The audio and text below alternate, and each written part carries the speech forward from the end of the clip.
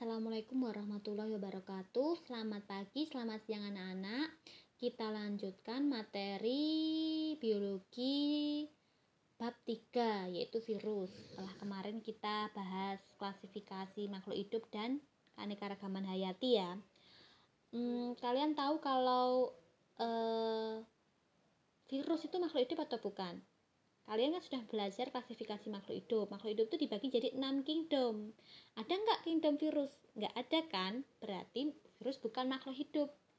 Dia itu benda mati ketika dia tidak kalau dia sendirian. Tapi kalau ada sel inang, ada inang yang hidup, sel hidup, dia bisa berkembang di situ. Parasit dia berarti ya. Virus berasal dari bahasa Latin, artinya racun. Umumnya menyebabkan penyakit yang dia belum ditemukan obatnya. Contoh aja seperti sekarang. Kalian nggak akan daring kayak gini kalau nggak ada corona, ya nggak? Terus sekarang ini kan banyak sampai orang-orang kehilangan pekerjaan atau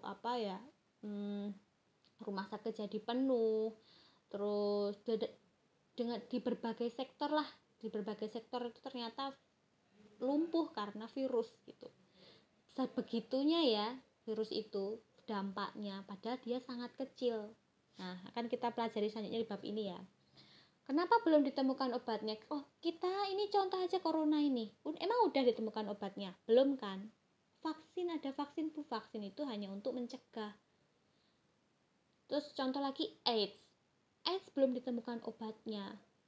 Orang kalau udah terkena AIDS, sudah pasti dia kan daya tahan tubuhnya lemah, yang bisa menyembuhkan kita gitu dari virus. Kita bisa benar-benar sembuh dari virus itu kan karena daya tahan tubuh imun yang dikasih Tuhan ke kita ini yang bisa ngelawan, satu-satunya yang bisa bertahan ngelawan. Nah, itu kalau misalnya kena AIDS kan yang diserang daya tahan tubuhnya, nggak bisa ngelawan, ya sudah. Nah, terus selanjutnya influenza itu juga nggak ada obatnya. Kita kalau flu biasa ini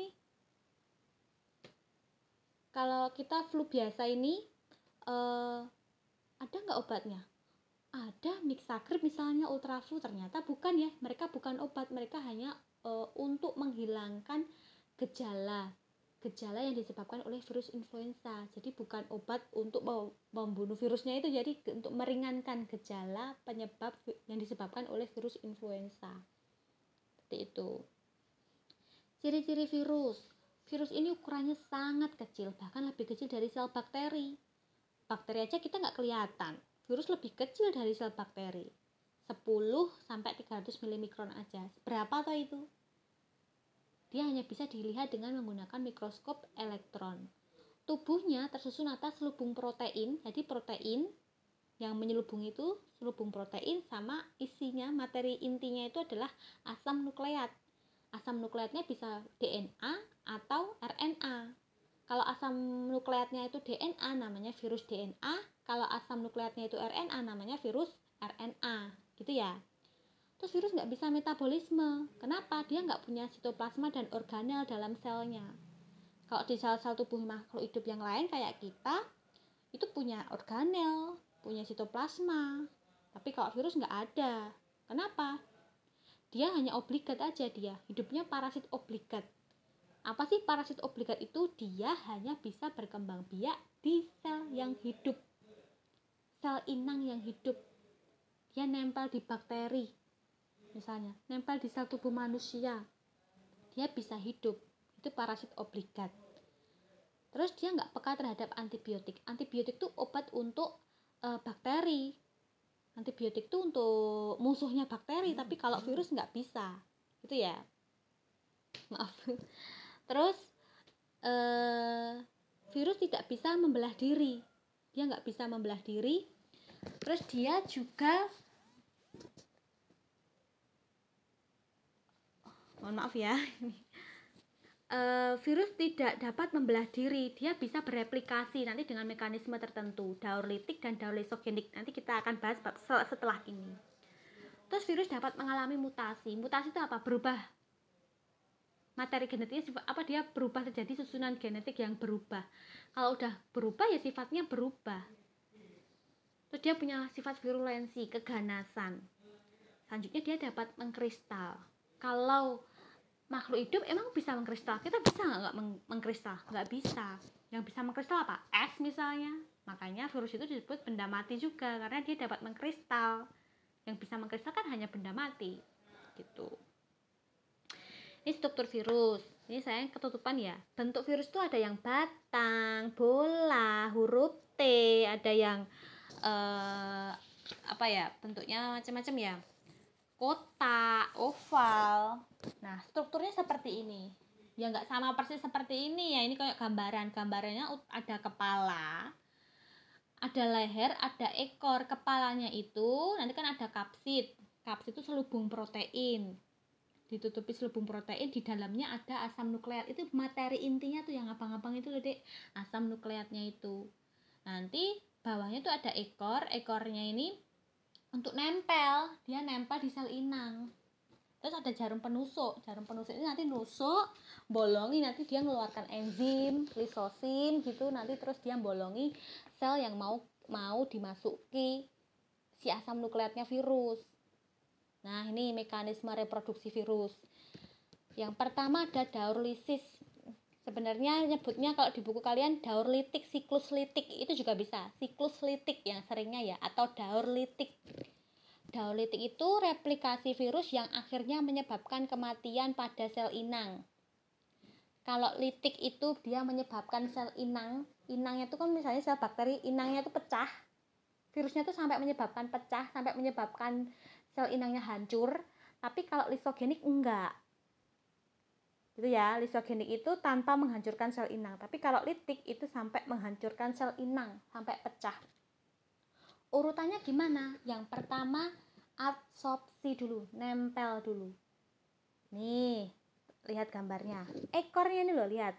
Nempel dia di sel bakteri, di dinding sel bakteri.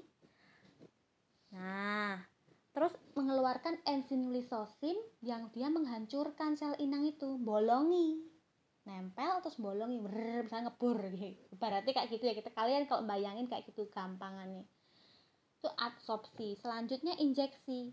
Kalau sudah bolong, dia bisa memasukkan asam nukleatnya tadi, materinya tadi loh. Ini tuh yang merah-merah itu loh. Dia dikeluarkan itu dari virus, dimasukkan ke bakteri, namanya injeksi. Disuntiknya di situ. Disuntikkan di sel bakterinya itu. Terus kapsidnya tadi itu kelepas. Udah yang dimasukkan cuma DNA-nya aja, kapsidnya terlepas. Selanjutnya terjadi sintesis. Di situ enzimnya menghancurkan DNA bakteri. Kan itu kan misalnya inangnya bakteri ya.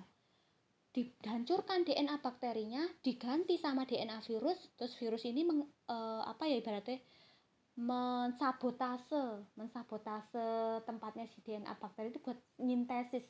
Jadi sintesis DNA bakteri harus dikendalikan oleh DNA virus.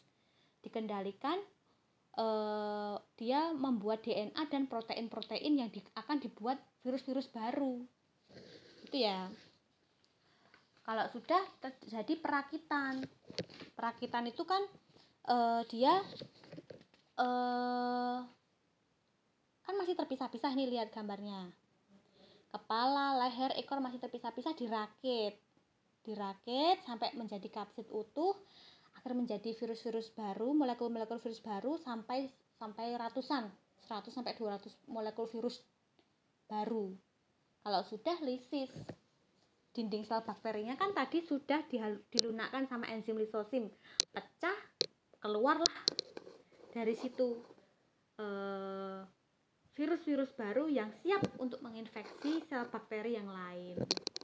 Jadi bayangkan ya, tadi nempel, adsorpsi, injeksi, masukkan DNA virus, habis itu sintesis DNA, habis sintesis rakitan, terus lisis, pecah, keluar. Nah, virus-virusnya udah keluar lagi, dia nyari inang lagi sampai kebak, nanti bakterinya sampai semua didominasi itu ya. Selanjutnya adalah daur lisogenik. Kalau lisogenik ini nggak sampai menyebabkan hancur sel inangnya, tapi kadang-kadang juga DNA virus yang terbentuk dari daur lisogenik ini bisa aktif juga, kadang-kadang bisa aktif seperti pada daur litik, kadang-kadang kalau ada penyebabnya, misalnya ada radiasi atau apa, itu jadi bisa ya. Awalnya sama, dia adsorpsi dulu ya, jadi dia nempel dulu, virus nempel di dinding sel bakteri.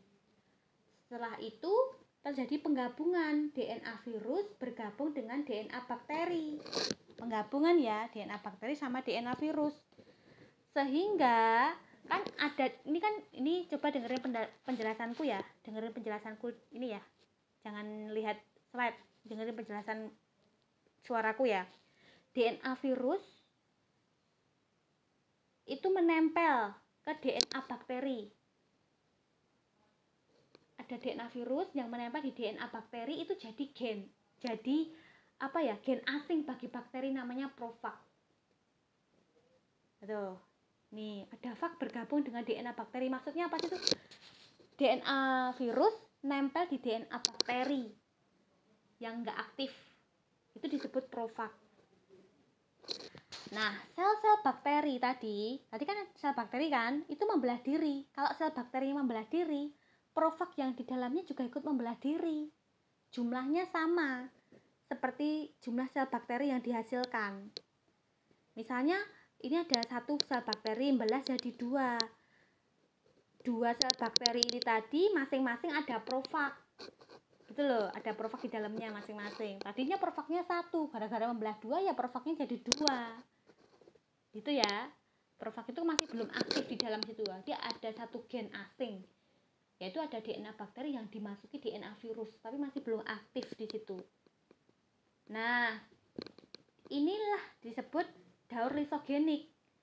Virus yang menginfeksi bakteri tidak menyebabkan bakterinya itu lisis, nggak sampai lisis. Tapi misalnya ada zat kimia tertentu atau radiasi, profag ini tadi itu bisa melepaskan diri dari sel inang. Dia bisa melepaskan diri dari sel inang, terus menjadi aktif dan diikuti daur perkembangan litik. Bisa dibayangkan nggak? Tadi sama ya, adsorpsi, nempel, habis itu terjadi penggabungan. Waktu bergabung itu DNA bakteri sama virus bergabung itu kan dia menghasilkan profag. Profag itu ketika sel bakterinya belah, profagnya juga ikut belah.